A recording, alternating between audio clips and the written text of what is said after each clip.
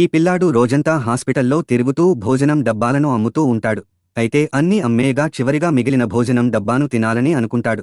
అయితే ఈ పిల్లాడు అక్కడున్న ఒక పెద్దాయన నానరొట్టె తింటూ ఉండటం చూస్తాడు. వెంటనే ఈ పిల్లాడు తన దగ్గర ఉన్న ఈ వేడి వేడి భోజనాన్ని ఆ పెద్దాయన దగ్గర తీసుకెళ్లి ఆ నానరొట్టె పక్కన పడేసి ఈ రుచికరమైన భోజనం తినండి అని అంటాడు.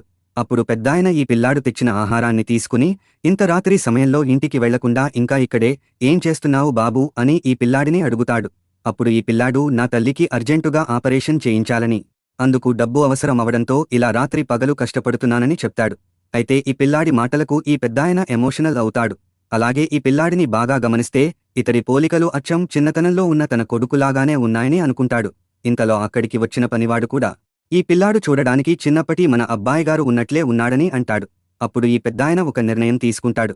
అదేంటంటే, సరే బాబు, నీ తల్లికి హాస్పిటల్ ఖర్చులన్నీ నేనే భరిస్తాను, కానీ అందుకు నువ్వు నాకు ఒక సహాయం చేయాలని అంటాడు.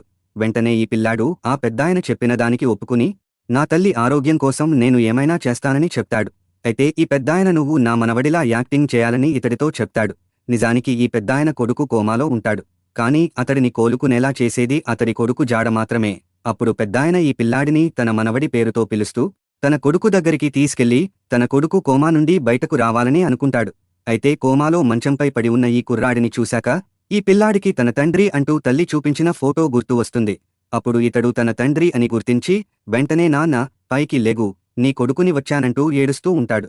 అసలు ఏం జరిగిందంటే, సరిగ్గా 8 ఏళ్ల క్రితం కోటీశ్వరుడైన ఈ కుర్రాడు ఒక పల్లెటూరు అమ్మాయిని ప్రేమిస్తాడు. అలాగే వీళ్ల ప్రేమకు గుర్తుగా ఒక బిడ్డ కూడా జన్మిస్తాడు. అప్పుడు ఆనందంగా ఈ కుర్రాడు తన కుటుంబం గురించి తండ్రికి చెప్పడానికి వెళ్ళగా, తండ్రి మాత్రం ఆ పల్లెటూరి అమ్మాయి కేవలం మన డబ్బు కోసమే నిన్ను బుట్టలో వేసుకుందని, ఆమెను వదిలేసి వచ్చేయమని చెప్పాడు. అప్పుడు ఈ కుర్రాడు కోపంతో తన తండ్రిని వదిలేసి వెళ్లిపోతూ ఉంటాడు. అయితే తండ్రి ఒక్కసారిగా కారుకు అడ్డు వచ్చి ఆపమని అరుస్తూ ఉంటాడు. అప్పుడు వేగంగా వెళుతున్న ఈ కుర్రాడు తన తండ్రిని గుద్దకుండా ఆ కారును పక్కకి తప్పించబోయి యాక్సిడెంట్కి గురి అవుతాడు.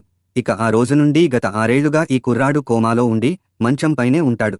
అప్పుడు అతడి భార్య తన కొడుకును పోషించుకోవడానికి ఫుడ్ డెలివరీ అమ్మాయిగా పనిచేస్తుంది. అయితే ఒక రోజు రోడ్డుపై తన కొడుక్కి జరిగే ప్రమాదాన్ని తప్పించబోయి ఈమెకు యాక్సిడెంట్ అవుతుంది. అయితే డాక్టర్ నీ తల్లికి సర్జరీ చేయాలని చెప్తాడు. అప్పుడు ఈ పిల్లాడు వెంటనే తన దగ్గర ఉన్న చిల్లర డబ్బులు తీసుకుని కౌంటర్ దగ్గరికి వెళ్ళగా, ఈ డబ్బు చాలదని మరో 3 లక్షల వరకు సర్జరీకి అవసరమవుతుందని చెప్పారు. ఇక అప్పటినుండి ఈ పిల్లాడు చేతికి దొరికిన పని చేస్తూ కష్టపడుతూ తన తల్లిని బ్రతికించుకోవడానికి డబ్బులు పోగు చేస్తూ ఉంటాడు. ఆ తర్వాత ఏమైందో చూడాలంటే ఈ వీడియో లైక్ చేసి మన ఛానల్ సబ్స్క్రైబ్ చేసుకోండి.